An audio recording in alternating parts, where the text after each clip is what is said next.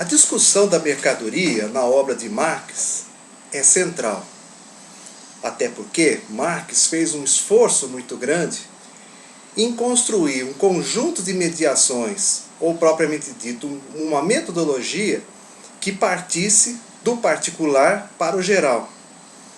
Isso tem uma explicação muito forte para a própria problematização da sociedade. Por quê? Porque a mercadoria, ela é a forma mais singular que se tem do capital. É por isso que, na realidade, quando a gente começa a discussão no livro primeiro do Capital, ali está a discussão da mercadoria.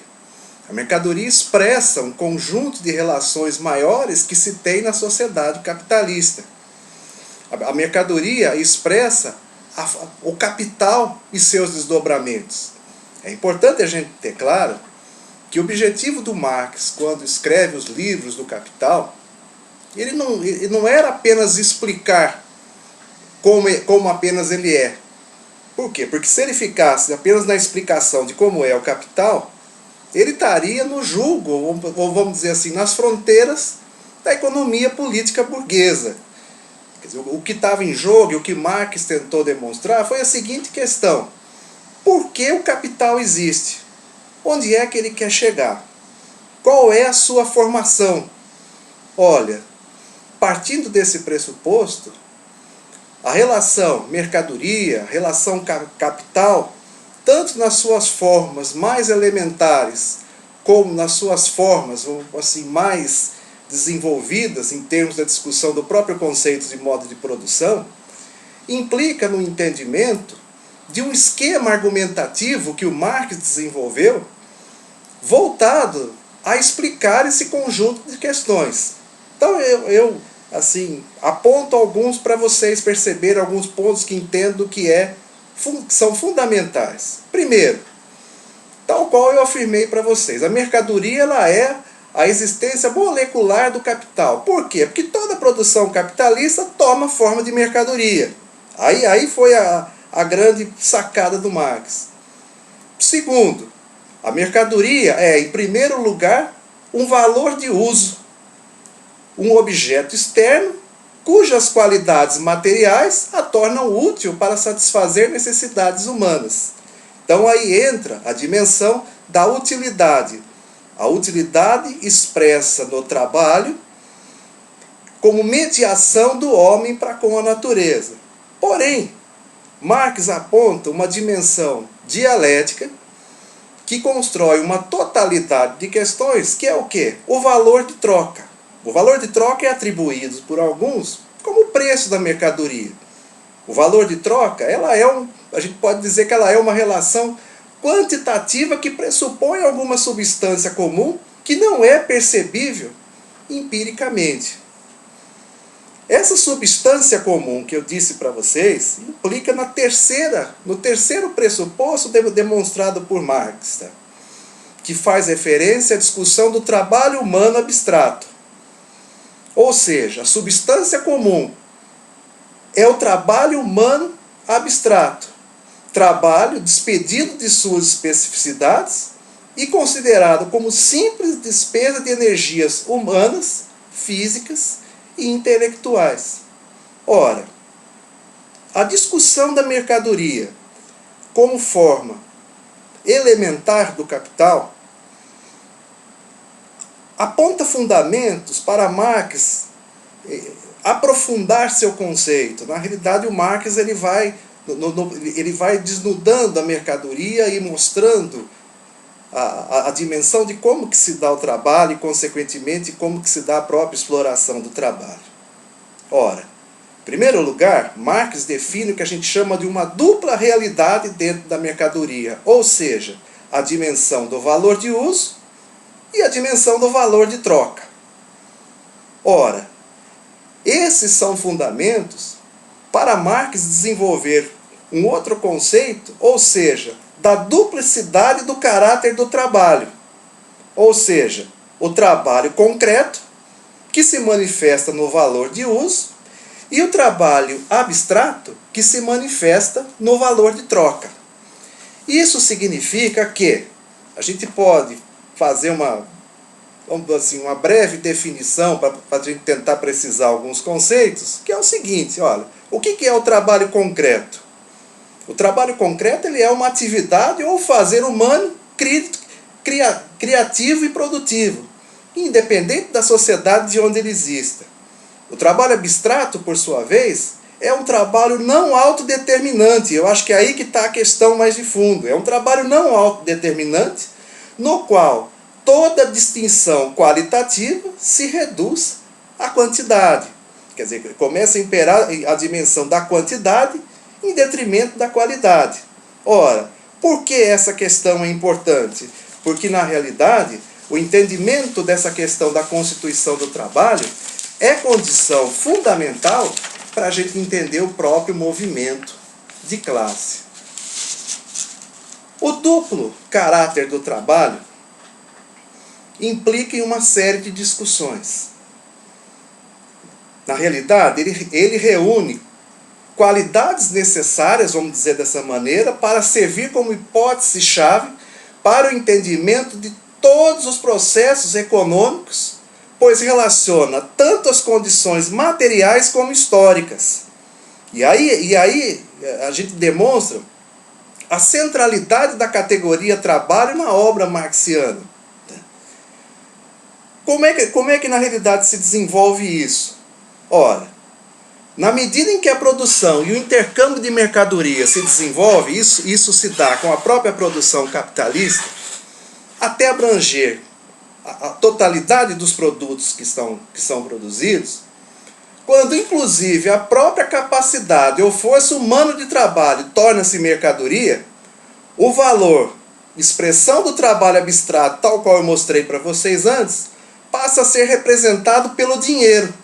O dinheiro, por sua vez, é uma mercadoria especial, que pode ser tanto material como simbólica, que serve de equivalente universal ou mesmo expressão única do valor de troca de todas as mercadorias. E aí implica no entendimento, e aí que penso eu que está a genialidade do Marx, em conceituar a diferença de dinheiro e capital. Isso implica em uma série de questões, não perdendo de vista que o Marx está em debate com a economia política. E a economia política tem como ponto de partida, como ponto de análise, que a distribuição das mercadorias precede a produção.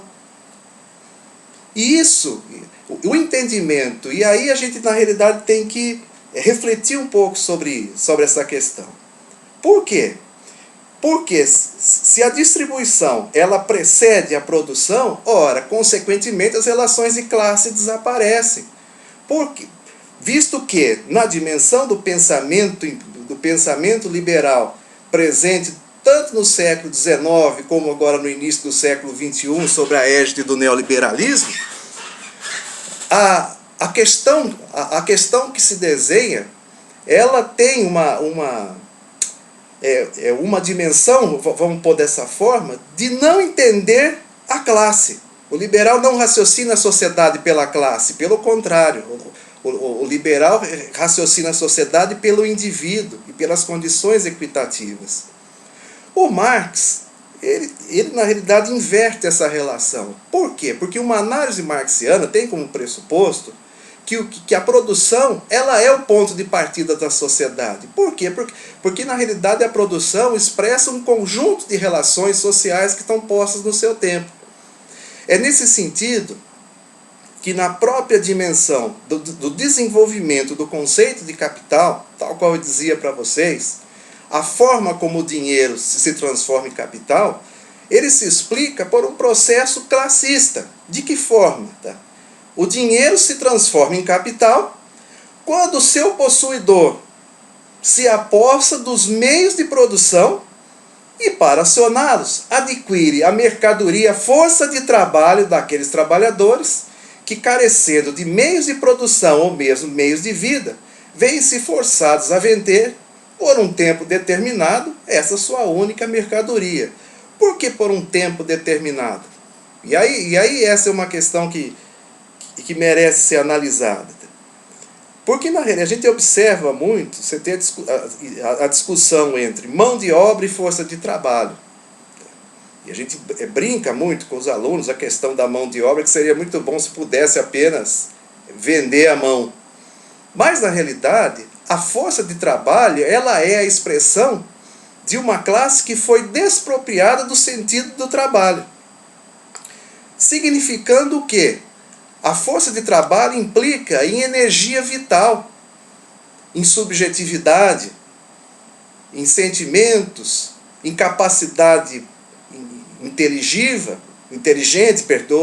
produtiva, ao qual a compra da força de trabalho, ela se dá até quando o trabalhador que a vende tem energia física para isso. Quando ele não tem mais energia física para isso, ele é simplesmente substituído. Ora, para a gente aprofundar isso, implica no próprio entendimento dos desdobramentos que se traz a mercadoria.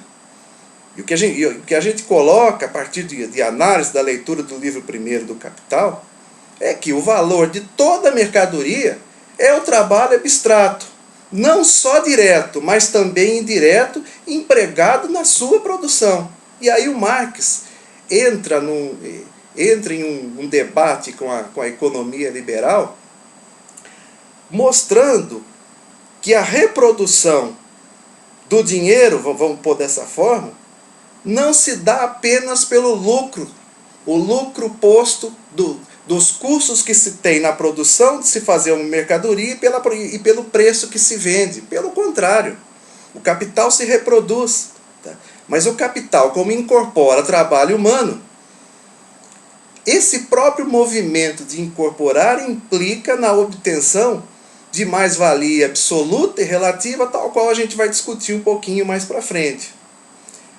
O trabalho abstrato, ele não é entendido simplesmente como um trabalho de indivíduos genéricos, mas sim ele expressa o trabalho alienado da sociedade. Olhem só que interessante isso. Quer dizer, a alienação econômica do trabalhador assalariado consiste substancialmente em despossuí-lo do controle de trabalho e do produto de trabalho. Olhem só, quer dizer, o que a gente quer dizer com isso é que não é o trabalhador alienado que usa os meios de produção, bens materiais do capital. Ao contrário, são os meios de produção, são as coisas funcionando como capital que usam o trabalhador e exploram o trabalho assalariado. O Marx tem uma discussão muito interessante no capítulo 6º inédito do Capital, onde coloca que as máquinas, elas foram pensadas como extensão dos braços do homem. E com a coisificação da sociedade que se deu, vou ser mais claro nisso, com os crescentes processos de alienação, estranhamento e uma coisificação expressa em um movimento de reificação, muitos trabalhadores na realidade se transformaram em braços da máquina. E aí, isso implica no quê? Na própria teoria da reificação, a dimensão que se põe é entender a sociedade, o mercado e o capital não como coisa, porque se entender como coisa implica em não considerar os conflitos sociais que na realidade movimentam a história. Pelo contrário, ela é por si só. O mercado ele é uma relação social, o capital é uma relação social, do que a gente arrisca dizer que tem como pressuposto o trabalho vivo. O que é o trabalho vivo? O exercício da própria função, é o homem trabalhando, é diferente do trabalho morto que é a máquina, servindo de meio ao trabalho morto, acumulado para manter ou aumentar o seu valor. Percebem a questão? O que se põe na realidade é isso. Quando o trabalho vivo se submete ao trabalho morto,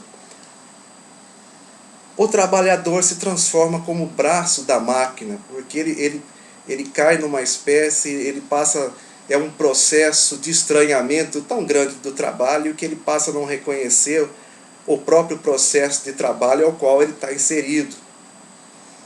Por sua vez, o trabalho concreto e vivo, subjacente na força de trabalho, desempenha 3 funções. Olhem só. Primeiro, conserva, transferindo ao novo valor de uso que produz a parte do valor dos meios de produção utilizados e consumidos produtivamente. Reproduz o próprio valor na parte equivalente do valor do novo produto, denominado como capital variável.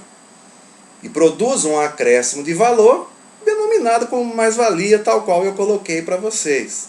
Ora, alguns aspectos a gente tem que ressaltar em torno disso.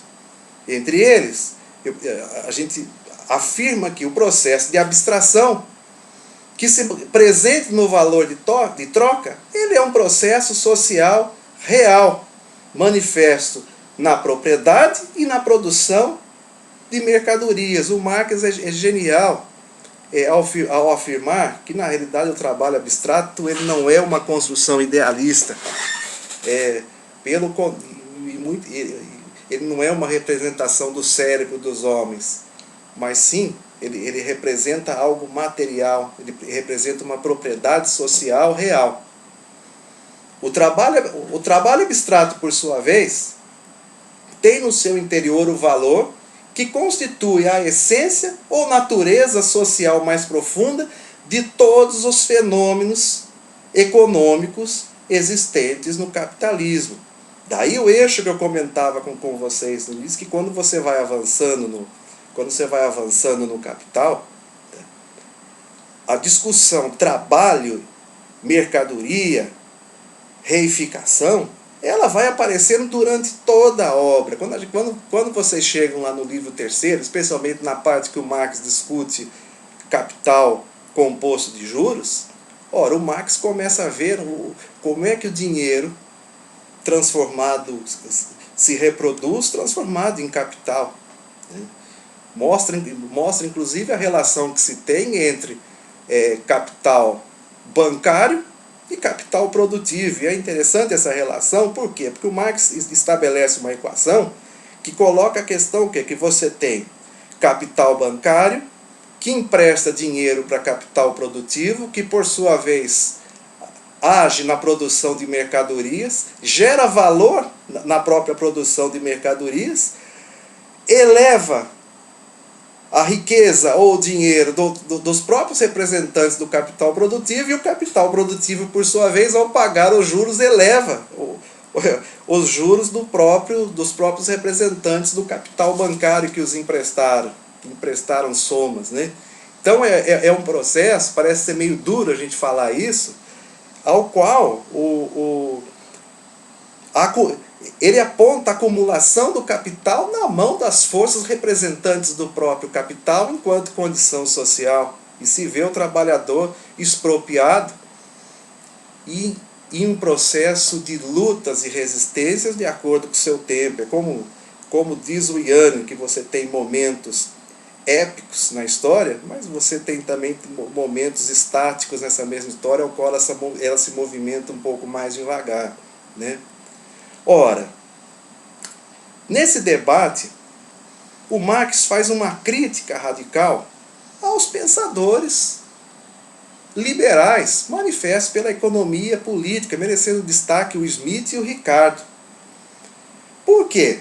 Porque, na realidade, tanto um como o outro entendia o trabalho em si como uma simples relação do homem sobre a natureza. Ele não entendia como uma relação natural, ao qual não existia, propriamente dito, exploração. Pelo contrário, a relação simples do homem com a natureza não expressa o sentido do que é o próprio trabalho. Por que isso? Porque a relação do homem com a natureza, ele é movido por racionalidade. E essa é uma discussão interessante de perceber. Quer dizer, quando a gente pega o Engels, que quando escreveu a Dialética da Natureza, aquele apêndice que tem lá no final a humanização do macaco pelo trabalho, o Engels começa a mostrar essa questão. Ao dizer, olha, o homem, a linguagem se desenvolveu a partir do momento que o homem passou a viver em sociedade. Ora, O que isso significa? Olha, as mediações do homem para com a natureza, buscando sua própria racionalidade, colocaram as bases para o homem viver social. E aí o Engels aponta assim, o homem só desenvolveu a linguagem quando percebeu que socialmente tinha algo a dizer para os outros homens. Na mesma obra, e é interessante essa dimensão, porque ela aparece de forma diferenciada no Capital, mas o Engels coloca a questão do olho da águia, que é um exemplo que eu acho muito interessante. Quando o Engels diz assim, o olho da águia enxerga muito mais longe do que o olho do homem. Porém, o olho do homem, apesar de ter um menor alcance, enxerga o mundo com pensamento e racionalidade. E o olho da águia enxerga apenas por instinto. Ora, o que está em jogo? E aí entra uma questão que penso eu que ela é essencial. Ora, a apropriação dos meios de produção por uma classe social denominada historicamente como burguesia implica em um movimento de uma sólida divisão social do trabalho. Vejam bem, eu não estou falando de divisão do trabalho social, não estaria no campo do positivismo durkheimiano. Na realidade, implica em uma sólida divisão social do trabalho. Uma divisão social do trabalho que implica em um duplo movimento de negação. E eu acho interessante essa discussão, porque a burguesia inventa a classe trabalhadora como negação de si própria. E, ao mesmo tempo, ao inventar a classe trabalhadora, um segundo ato de negação é feito quando os trabalhadores, como classe, abrem uma luta velada e ora aberta, contra a própria burguesia. Ora, a gente pode dizer, basicamente, que existem dois níveis de luta de classe em cima dessa afirmação. Primeiro, seria a luta do fazer útil contra a própria abstração, ou seja, contra o trabalho abstrato. Essa é uma luta contra o capital, já que é o trabalho que cria o capital. A gente não pode perder isso de vista, porque se a gente, na realidade, colocar ao contrário, corre o risco de cair nas concepções defendidas pela economia política burguesa. O segundo aspecto, a luta do trabalho abstrato contra o capital, é uma luta manifesta pelas ações do movimento operário, marcada por formas burocráticas de organização e, em alguns casos, ideias fetichizadas. Quer dizer, a dimensão que se põe aqui, ela parte do pressuposto de você ter segmentos dos próprios trabalhadores, representados por modelos sindicais, de cunho corporativistas, de cunho social-democrata, entre outros desdobramentos, que não conseguem enxergar uma sociedade, como diz o Mesaros, que vá para além do capital. Ora, isso leva em consideração, penso eu, duas questões. A primeira delas está no antagonismo que Marx chama de o eixo em torno ao qual gira a compreensão da economia política. Ou seja, o antagonismo entre o fazer útil e o trabalho abstrato. Segundo, o trabalho abstrato produz não somente valor, mas mais-valia, e essa mais-valia se acumula como capital. Isso é uma discussão muito rica que se tem especialmente no cunho da economia marxiana. Porém, apesar do processo de valorização do capital, você tem um processo também que o Marx percebe que ocorre em conjunto com essas questões, que é aquilo que a gente chama do quê? Do fetiche da mercadoria. O que é o fetiche da mercadoria? É um processo de separação entre o que se cria e o próprio processo de criação. O criado, ao invés de entender-se como parte do processo, o criador, perdoe, ao invés de entender-se como parte do processo de criação, é entendido como uma série de coisas que dominam o fazer pensar e o fazer agir. Ora, isso significa o quê? significa que o fetichismo da mercadoria expressa um processo maior de reificação presente no capital, de reificação presente na própria sociedade. Porque o homem, ou os trabalhadores, ao não se enxergarem naquilo que fazem, da mesma forma que se transformam como braços da máquina, passam a construir o que o Marx denominou como relações fantasmagóricas. O que é relações fantasmagóricas? É dar vida a quem não tem vida. Isso é um pressuposto fundamental. Dar vida a quem não tem vida. Por quê? Porque isso significa que o trabalhador passa a enxergar a própria mercadoria como algo vivo. E, consequentemente, o trabalhador não consegue enxergar o trabalho que se tem na própria constituição da mercadoria que a ele se apresenta.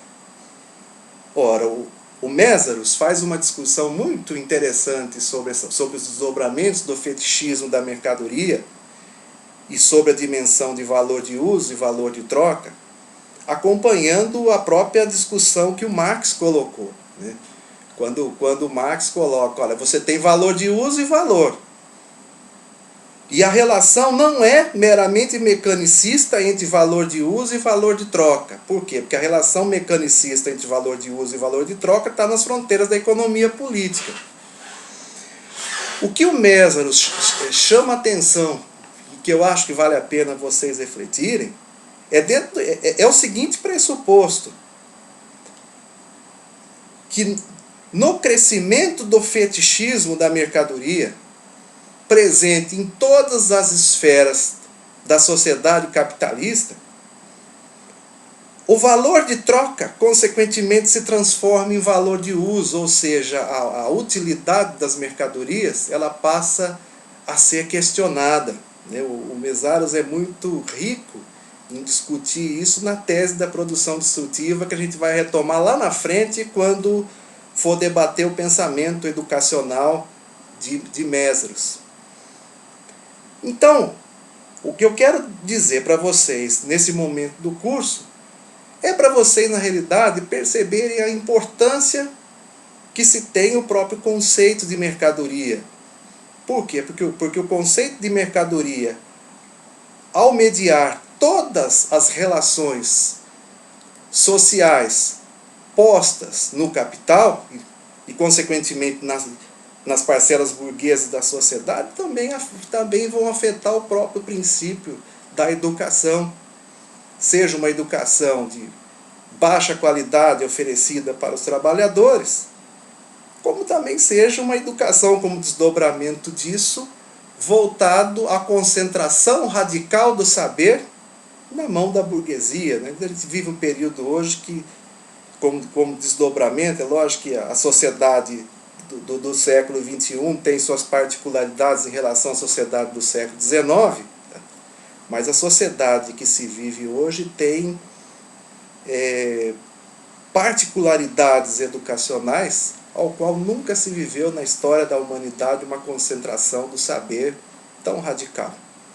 Essa é a questão que eu deixo para vocês, para, na realidade, nortear as leituras do Capital, do encontro 4 que está posto, e as leituras que eu propus para vocês. Um abraço, obrigado.